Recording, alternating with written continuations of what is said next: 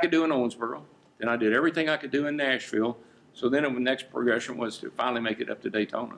And at that time, you were so successful. You were winning so many races that you kind of were a little bit arrogant, and the people actually didn't like you in those early days.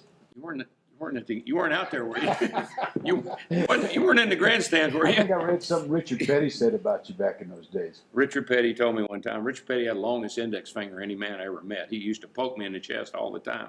Boy, let me tell you something. And Richard Petty said something to me one time that resonated with me, and I never forgot it. He said, "You might win a lot of races and you might make a lot of money, but you'll never be the most popular driver." Well, you know what I said? Big whoop. I didn't come here to win a popularity contest. I come here to win a race.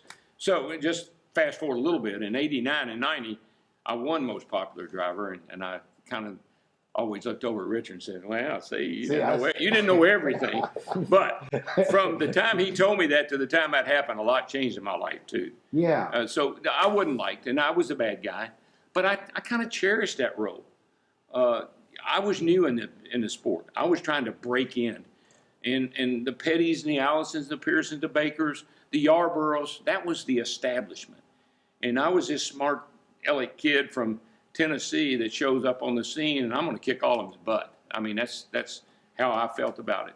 And I didn't mind telling them I didn't mind telling them I was going to kick their butt either.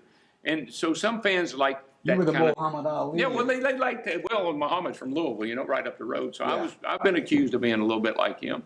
But anyway, I just felt I was so confident that I could get the job done, that I could do it.